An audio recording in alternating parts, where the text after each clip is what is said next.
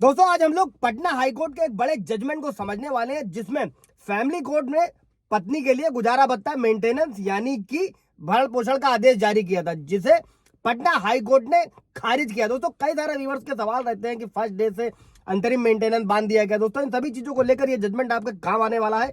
दोस्तों जय नमस्कार, मैं advocate Ashish Mishra. Like share subscribe ताकि इंफॉर्मेशन जजमेंट और लोगों को मिल सके। दोस्तों की जो फैमिली कोर्ट ने भरण पोषण का आदेश पत्नी के लिए जारी किया था उसे हाई कोर्ट ने खारिज कर दिया। दोस्तों बढ़ते हैं जजमेंट की तरफ। दोस्तों पटना हाई कोर्ट ने फैमिली कोर्ट द्वारा सीआरपीसी की धारा 126 का सबसेक्शन 2, दोस्तों अभी तक आप लोग सीआरपीसी 125 के बारे में बहुत सुना था, आज सीआरपीसी 126 के सबसेक्शन 2 को भी ब्रीफ में इस वीडियो के तहत बताऊंगा आपको दोस्तों कि आप इसका यूज कैसे कर सकते हैं। जैसा कि 126(2) के तहत पत्नी के पक्ष में जो जारी था एक पक्षीय भरण पोषण का आदेश था, उसको हाई कोर्ट द्वारा खारिज कर दिया गया दोस्तों। और इसमें यह स्पष्ट किया गया कि ऐसा आदेश जारी करने से पहले मजिस्ट्रेट को यह पुष्टि करनी चाहिए थी कि जिस व्यक्ति के खिलाफ भरण पोषण की मांग की जा रही है वो जानबूझकर सेवा से बच रहा है या फिर कोर्ट में उपस्थित होने में लापरवाही बरत रहा है। दोस्तों भारतीय नागरिक सुरक्षा संहिता की धारा दोस्तों नए कानून में 145 के तहत भरण पोषण के मामले में एक पक्षीय आदेश को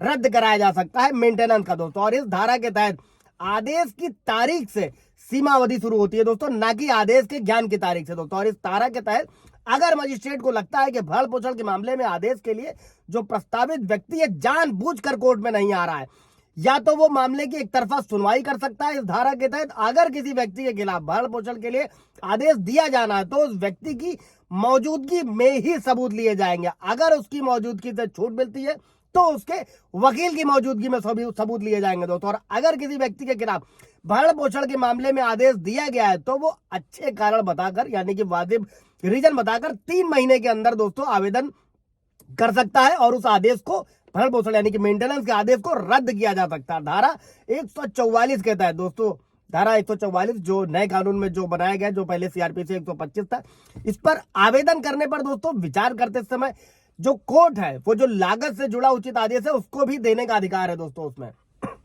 अब इस धारा के तहत होता क्या है दोस्तों, ऐसी कार्रवाई में जो सभी साक्ष्य यानी कि एविडेंस होते हैं वो उस व्यक्ति की उपस्थिति में लिए जाएंगे यानी कि पति की उपस्थिति में लिए जाएंगे जिसके विरुद्ध भरण पोषण के भुगतान के लिए आदेश दिया जाना है। जब उसकी व्यक्तिगत उपस्थिति से छूट दी गई है तो उसके अधिवक्ता यानी कि वकील की उपस्थिति में लिए जाएंगे दोस्तों। और जो भी समन मामलों के लिए जो भी निर्धारित तरीके से रिकॉर्ड किए जाएंगे, बशर्ते कि दोस्तों ये भी समझिएगा कि मजिस्ट्रेट को यह विश्वास हो जाए कि वो व्यक्ति जिसके विरुद्ध भरण पोषण के भुगतान का आदेश दिया जाना है वो जानबूझकर तामील से बच रहा है या फिर जानबूझकर कोर्ट में उपस्थित होने की उपेक्षा कर रहा है, नहीं आ रहा है।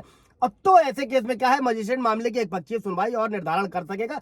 और इस प्रकार दिया गया कोई भी आदेश जो होगा दोस्तों उस तारीख से 3 महीने के भीतर किए गए आवेदन पर जो भी वाजिब रीजन बताकर, अच्छे कारण बताकर, नियमों के अधीन रहते हुए इसको हटाया जा सकता है, इसको रोका जा सकता है दोस्तों, इसको खत्म किया जा सकता है, जिन्हें मजिस्ट्रेट उचित और न्याय संगत समझे दोस्तों।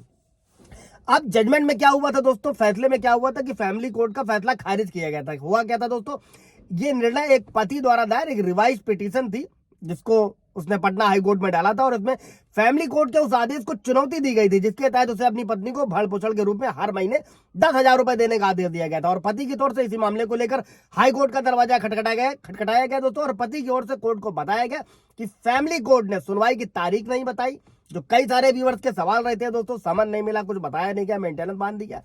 साथ ही ये दिखाने में विफल रहा कि उसने कार्रवाई में उपस्थित होने से जानबूझकर लापरवाही बरती है दोस्तों। और इसमें एक पक्षी आदेश अमान्य हो जाता है और कोर्ट ने स्पष्ट किया कि फैमिली कोर्ट को दोस्तों ये संकेत नहीं दिया था, मतलब उसने पति को ये नहीं बताया था कि पति ने कार्यवाही को उपस्थित होने में जानबूझकर लापरवाही बरती है। और हाईकोर्ट ने माना कि एक पक्षीय आदेश है और उसने इस बात पर जोर दिया कि भरण पोषण के मामले जो भी होंगे दोस्तों उसमें केवल जानकारी होना ही पर्याप्त नहीं है, यानी कि पति को सिर्फ जानकारी होना पर्याप्त नहीं है, याचिकाकर्ता को ट्रायल कोर्ट द्वारा निर्धारित जो भी तिथि है, डेट है, उसके बारे में सूचित किया जाना चाहिए। और पटना हाईकोर्ट इस नतीजे पर पहुंचा दोस्तों कि फैमिली कोर्ट द्वारा जो जारी एक पक्षीय आदेश था वो इन सभी कारणों से मान्य था दोस्तों। तो ये जजमेंट आप लोगों के लिए है कि अगर एक पक्षीय आदेश मेंटेनेंस का पारित हुआ है तो आप हाई कोर्ट का रुख जरूर करें। कोई सवाल जवाब होगा तो कमेंट में पूछेगा। Thank you.